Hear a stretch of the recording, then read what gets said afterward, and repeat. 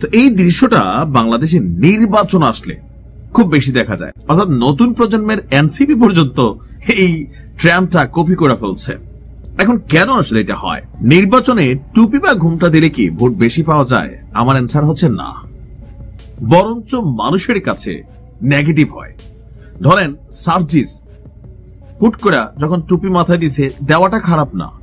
অথবা যারাই ব্যারিস্টার রুমিন ফারহানা, তিনি এখন মাথায় ঘোমটা দিচ্ছেন। অথবা অতীতে আওয়ামী লীগ সভানেত্রী শেখ হাসিনা 1996 সালে তিনি চুলে ক্যাপ পরছিলেন, হাতে তসবি নিয়েছিলেন, যেটা মানুষ মনে করে ধার্মিক। জামাত ইসলাম অলওয়েজ দাড়ি টুপি পাঞ্জাবির মধ্যেই থাকে, ইসলাম ইসলাম বলে বোঝানোর চেষ্টা করে ধার্মিক। অর্থাৎ বাংলাদেশের মতন জায়গা বা ভারতে আপনার ধর্মভীরুতা একটা মানুষের মধ্যে কাজ করে, যে যেই ধর্মের অনুসারী হোক। ভারতে যেমন ধরেন বিজেপির একটা গেরুয়া রঙের একটা ড্রেস লাগায়, তো এটার মধ্যে একটা ধর্মীয় কোড, কালার কোড ইউজ করা হয়। এখন বাংলাদেশে এই নাসিরউদ্দিন পাটোয়ারি, তারপর দেখেন ভিপি নূর, সার্জিস বা আমাদের যারা নেতারা আছেন অনেকেই ক্ষেত্র বিশেষে আপনার এই একটা পোশাক পরিবর্তন করেন। এখন কেন এতে ভোট বেশি পাওয়া যায় না এটা বুঝাই। ঠিক নির্বাচনের আগ মুহূর্তে আমি আর একটা ভেষ ধরলাম, তো মানুষের কাছে এটা বেশি বলা হয়। আমি যে আমার পোশাক পরিবর্তন করছি তা না, মানুষ বুঝাইতে চেষ্টা করে যে দেখো সারা বছর বিড়ি খাইতো, এখন এসে একদমই আল্লাহ আল্লাহ।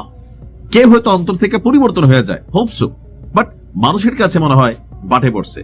যেমন ধরেন এলাকার মধ্যে সাধারণ ভাবে আমরা যারা আছি, বাড়ির একটা ছেলে কখনো মসজিদে যায় নামাজ পড়ে না, হঠাৎ করে যদি সে মসজিদে যায় নামাজ পড়ে, মনে বড় কোনো অঘটন ঘটাই আসছে, হ্যাঁ বড় আকাম করছে, এখন আল্লাহর কাছে সাহায্য চাইতেছে, কিরে ঘটনা কি, কোনো অপরাধ করছে নাকি, বুঝি বুঝি, এরকম আচরণ দিবে। আবার সবসময় খোলামেলা থাকে একটা মেয়ে যদি হঠাৎ করে বোরকা পরে, মনে হয় ভেজাল আছে, এই জন্য বোরকা পড়ছে, হয়তো অন্তর থেকে সে পরিবর্তন হয়েছে। পাবলিক পারসেপশন সেটা হচ্ছে যে না, নতুন করে বেশভূষা ধারণ করছে।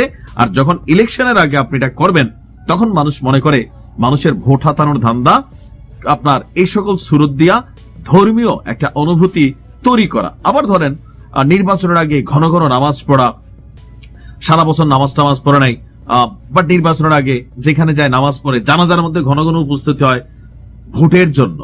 একজন মানুষ জানাজায় যাবে কারণ আমি একজন মুসলিম, আমি মরবো, আরেকটা মানুষ মরবে, আমি তার জানাজায় যাব, তার জন্য দোয়া করব, তাকে ক্ষমা করে দেব যদি ব্যক্তি কোনো শত্রুতা থাকে, আর পাশাপাশি নসিহত নেব যে এই মানুষটার জায়গায় আগামীকালকে আমি থাকতে পারি। তবে এখানে আমাদের রাজনৈতিক নেতারা যখন যায়, তখন মানুষের মধ্যে পারসেপশন কাজ করে এই সকল জানাজায় অংশগ্রহণ থেকে, যে হ্যাঁ এখানে মানুষ বেশি জমায়েত হয়েছে, সেই কারণে আমাদের নেতারা আসছে। আবার ধরেন ওয়াজ মাহফিল, নির্বাচনের আগে শীতকাল একটা ওয়াজ মাহফিলের মৌসুম চলতেছে, যেই নেতা প্রত্যেক এলাকায় ওয়াজের মাঠে যাচ্ছেন, কখনো বিএনপি, কখনো জামাত ইসলাম, কখনো এনসিপি, যে যার মতো করে এই যে বিশাল জনসমর্থন, সেইখানে গিয়ে আবার একটু ফাঁকে দিয়া দলের কথা বলে ফেলেন, মানুষের কাছে এটা পছন্দসই না।